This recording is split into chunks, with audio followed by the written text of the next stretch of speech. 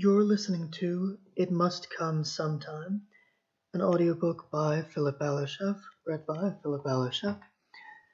Now, if you'd like to read along to the story as I read it, or just generally read stories that I upload, you can find a link in the description of this video to the blog where I do that.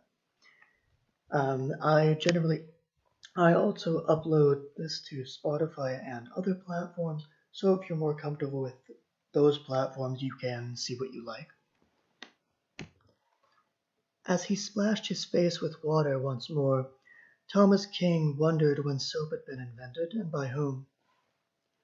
He rubbed until his skin was clear and red. Judging by the color of the sky, just bright enough to be distinguished from the darkness of the bathroom, it was 6 a.m. Judging by the clock in the hall, it was only 4. The sun seemed to come earlier and earlier, though it wasn't here yet. Maybe one day it would never leave. Just a few hours ago, the bathroom had been totally dark. The moon was on the other side of the house, so everything Tom had used, the sink, the faucet, the soap dispenser, was formless until he touched it. He turned on a little light by the bathroom mirror, felt pleased that it was dim and didn't blind him, and then shaved. He clipped his nails and found other ways to pass the time, like laying his clothes out for tomorrow. In a few hours, he was due to take a long train ride on which, he now hoped, he could finally rest. Tom lay down in his bed, a well-groomed man, not hoping to sleep, but knowing that was the best he could get for now. Only an hour later, and no sleepier than he had been an hour before, Tom sat up to find that the sun had made further progress.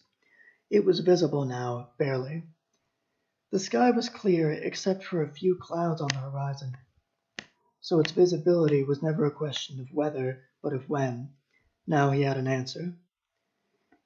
He wasn't an insomniac. The difficulty he had getting to sleep was because he would soon take his nephew on a day out. The handoff from parents to uncle would be at a train station where both their trains would stop. Then Uncle Thomas and nephew Ben would go back the way they came, and a bit further still to get to the city. It had to be this way. Otherwise, Mr. and Mrs. King would have to either let their son make the journey alone, something they found too unacceptable to even say, or else take him all the way to Tom's house. In any case, one of them would have to make 2 trips, besides later that day, when they'd do the whole thing again, but backwards, so Ben would be reunited with his family. The 3 of them had agreed Tom should be the one to make the double trip. He was, after all, the one without a child, and so he should, the 2 felt, take the burden upon himself. He hadn't agreed at first, but a combination of guilt and uncomfortable silence got Tom to surrender his time. This wasn't the first time he had done so. Truthfully, he didn't remember when he had begun. His brother James called him dependable, and Tom really was, except in advancing his own interests. Well, that didn't bother anyone who paid him this compliment. This might change if he'd had someone to remind him to stand his ground, but as it was, Tom remained a victim of his circumstances and character. He fell asleep soon after he sat down. Nobody on the train disturbed him.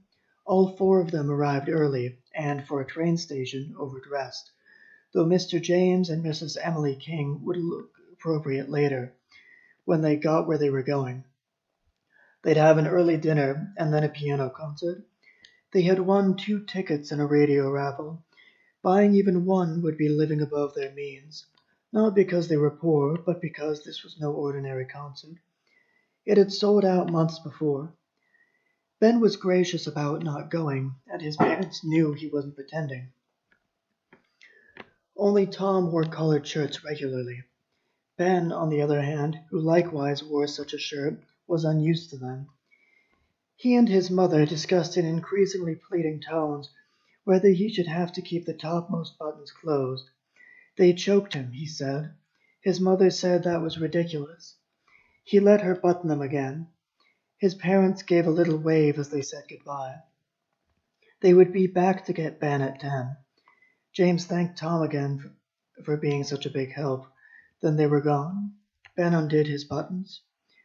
Tom yawned. He asked what Ben had dreamed that night. He didn't remember.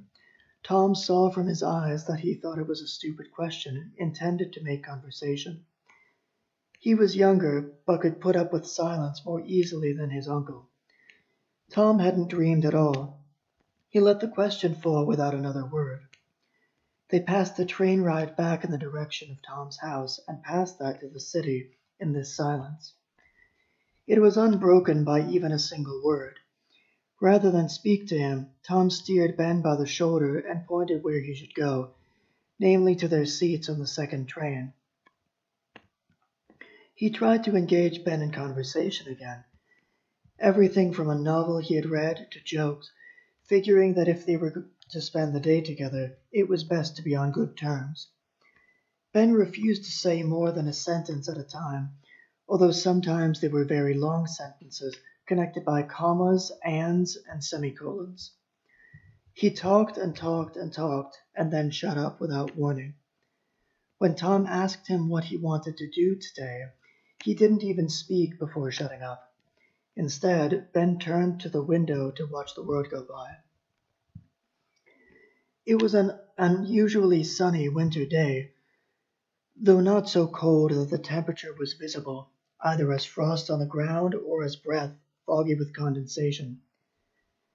He put his face to the glass, despite Tom's warnings that this wasn't good for his head, and when he tired of that, he put his fist in his shut eyes, knuckle first, to see the visions that appeared. Tom said that would hurt his eyes. Ben accepted the risk, again without reaction. In his little blue suit that shone brightly despite its dark color, he looked soft. He seemed sheltered in the way every child should be. Tom didn't intend to change that. He wasn't going to throw him to the ghetto by the ankle either. In fact, he would steer them a good way around those places. Still, he knew a bit about them and thought Ben might like to know too. From a certain distance, all ghettos look the same. One may be relatively peaceful, another can be ruled by a gang, or have gangs competing over it, but these differences need to be understood before they can be recognized. The markings of a group help signal when territory has changed hands, or whether the violence you're seeing is happening between individuals without allegiances. Tom was aware of such distinctions, even if he didn't fully understand them. He tried to explain it to Ben, who turned to face him but otherwise showed no signs of understanding or caring. Well, Tom thought, I've tried and nothing's come of it. Nobody can remain wholly ignorant of others' lives, nor did Tom think they should. Ben's parents weren't, nor did they want their son to be. They went to charity events, were involved in their community, and helped Ben understand what he had that others didn't. Their aim was to be cultured. Tom knew about those plans and agreed with them. Ben seemed to have few objections to it besides uncomfortable clothes. Still, if Ben wanted to go on refusing conversation, Tom couldn't find it in him to complain. He folded his arms, though it wasn't cold and he had a jacket. Ben was already well-traveled, despite his young age. His family went to a new country every vacation, whereas his school friends stayed home. His parents, unlike most of his friends, didn't go to church at all, not even for Easter, Christmas, and the odd Sunday, the days which made up this difference between them. The Kings took Ben to concerts and galleries much more regularly than their friends attended church. All this made Ben odd to Tom, who hadn't spent more than a couple hours in his company prior to this, and even then, always with other people. He could talk extraordinarily well about all the culture his parents had crammed into him. Tom knew this firsthand, so why wasn't he saying anything now? The train stopped. Ben got up. Tom sat him back down. It wasn't their stop yet. A group of older boys got on. With tattered jeans and mean looks, they affected more hardship than they had really suffered. Tom's head bobbed a little as he laughed and snorted softly. They looked ridiculous to almost everyone but themselves, besides his obvious dislike, a feeling that most of the passengers who saw the group shared. Tom suddenly felt it was very urgent to stop Ben from becoming one of them, or even thinking about it. Ben looked away, and then, when he felt it was safe, tried to read the writing on their shirts. Struggling to understand, he reread them once, not twice, when he might have understood, nor once more, when he might have looked away, knowing as much as before. There was nothing romantic about any of the boys. As much as his heart had leapt when hearing about the innate dignity in every person that evil only obscures and doesn't destroy, Ben couldn't see it in them.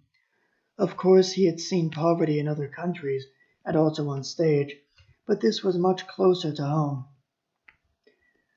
Ben knew people poorer than him, but these men were poor without needing comparison. Tom found it funny how stiff and afraid Ben was of the unfamiliar. He decided to take it upon himself to introduce him to more of it as soon as they arrived in the city. It would be going too far to say Tom took away Ben's innocence. He never did that to anyone, and Ben wasn't totally innocent to begin with. Instead, I'll say he introduced him to many things which his parents hadn't tried to hide from him, so much as they'd not thought it important.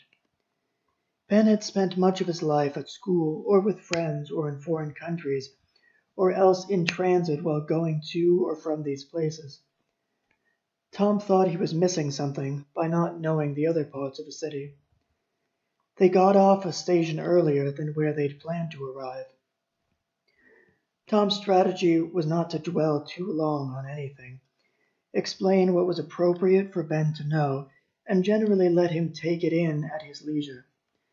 Still, it was better if Ben learned about certain unfortunate situations another time. Some were hard for Ben to understand. Tom could keep it that way by keeping quiet. Ben asked what "that woman" was propositioning Tom for. "Your guess is as good as mine," Tom said. Ben believed him. He was glad the ruse had worked, and that Ben had said something. Tom was shocked she would do this in broad daylight, and in a respectable part of town no less, but her safety was assured. She was dressed so that her intentions could be both understood and yet plausibly denied. They hurried around the corner in search of something more appropriate. The violence they saw never exceeded that of a brawl. At first, Ben clung to Tom, his best hope for protection if things became dire. He went wide-eyed so many times Tom thought his eyes would fall out of their sockets. But as these scenes of violence repeated themselves again and again, Ben hardly felt scared at all. The scenes were as graphic as the cartoons he watched. No blood, no innards, only blunt force. Even when someone lost consciousness and then slumped or fell, the distance Ben kept between him and the fighters ensured this seemed to happen silently. Really, there was a good thunk as heads met pavement and their brains rattled around, but he didn't hear of it. Sometimes, through anger or overconfidence, or alcohol that brought on both, people forgot whether they were built for fighting. That's how such sudden, dramatic endings came about. Between amateurs, a minor advantage in skill or size, or even luck, is major. Ben also saw how these fights slowed the longer they went on. That didn't happen often, as most ended before a full minute, an eternity in those circumstances. You can only give so much, and the same goes for taking. If both people tired themselves out, they'd shuffle around and keep their guard up for punches that rarely came. He should know, Tom explained, though Ben hadn't said anything to the contrary, that these incidents weren't common. Most people in the city really were peaceful, but Ben overlooked this. Calm didn't draw his attention. The two of them walked on by at a slow pace, although if you're distracted, you might trip anyway. Ben proved as much when he fell over his own feet.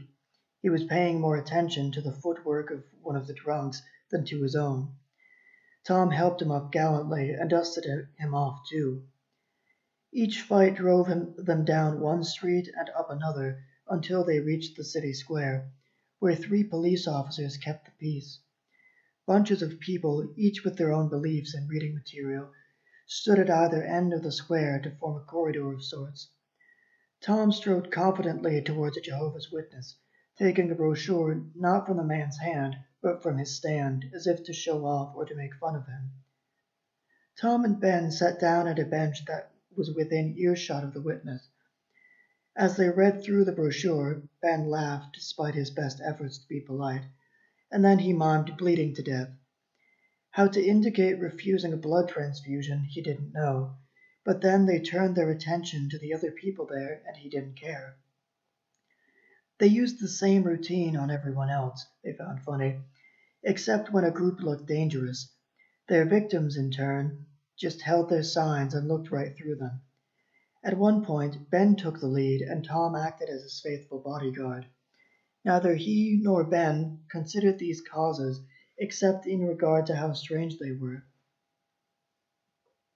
With so many people to laugh at, the details of each got lost, all except for the long flat face of the first, the witness who offered brochures to passers-by like an attentive butler, and the last, a woman who every so often wandered away from her stand and into the crowd, which is how they found her. When Tom and Ben had had their fun, they left the square in search of more. Now, with nothing to distract him, Tom began to think. His pace slowed, though Ben was ahead of him and didn't notice.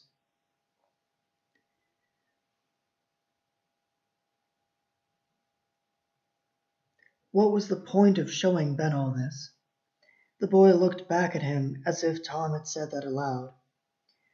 They saw one drunk punch another. Ben's smile was so big that Tom could see it from behind. Seeing the results of his plan made Tom feel ashamed. What, really, was the point of making him more familiar with violence and cruelty? Not to warn him, surely. That hadn't worked, and Ben was a boy who he very much doubted would ever start a fight or demean himself for a cause. Still, had he awakened something in him? Was he giving himself too much credit for how the boy was turning out? He had kept his promise, hadn't he, to not go near the ghetto? His shame made it impossible for him to look at Ben and apologize. Not that Ben would have understood what he was sorry for anyway. Ben wasn't scared anymore, and that was the problem. By this time, his parents were thoroughly enjoying their concert. Some things, James thought as he saw his wife smile, could be noticed only through how they changed their surroundings. Like the wind. Outside, the sky was getting to be as dark as the furthest corners of the concert hall. The sound of church bells reminded Tom not of the time, since he was deep in thought and had missed the number of clangs, hearing only the noise, but to stop and check his watch. Tom ran up beside Ben and grabbed him by the shoulder. Their train departed in half an hour. They turned around. Tom led the way. Ben held to his arm, not knowing where to go, and urged him wordlessly onward. The blue winter night took some of their color and gave them its own. The two were amazed at how quickly the temperature had dropped. Ben reached into Tom's jacket pocket and held his hand for warmth and security. When Tom then took up Ben's hand instead, he enclosed it, really held it all. They hurried down the street, then realized they would never catch their train that way and hailed a cab. Tom and the driver did only the strictly necessary. The driver, because he was tired, Tom, because he feared any distractions would slow them down. Where to? Central train station. The driver repeated his question louder, then pointed his ear at Tom, who gave the same answer more firmly. Tom watched the taxi's meter go up and took out more and more money so he could give the exact amount as soon as they got there. The taxi's motor covered the clinking of coins and the shuffling of bills, and anyway, Tom was certain the driver must be a little deaf from all the honking he did. Tom said goodbye without turning around. Whether the driver heard him was something he didn't think about. They made it in time. And were not out of breath or sweaty, Ben said, celebrating a trip that had cost them $50. Having caught their train, Tom and Ben sat with a meaningful silence between them, Ben no longer resentful or bored, but happily exhausted. Tom no longer studying his nephew for signs of how he felt. Tom assured himself that Ben would recover, then that he already had. Once he handed Ben over to his parents, Tom began to doubt again. He rode back home. At night, the train window became a mirror. Except for his reflection and the conductor, he was alone. Tom tried to think of answers to all these questions. Another came to him. What would Ben tell his parents? Finding nothing, he tried to relax and waited for something to come to him just so. He'd have to wait until Ben grew up to see what, if any, damage he had done. Everything else was fear or wishful thinking. As for the last question, he'd have his answer tomorrow. That was It Must Come Sometime by Philip Ballerscheff.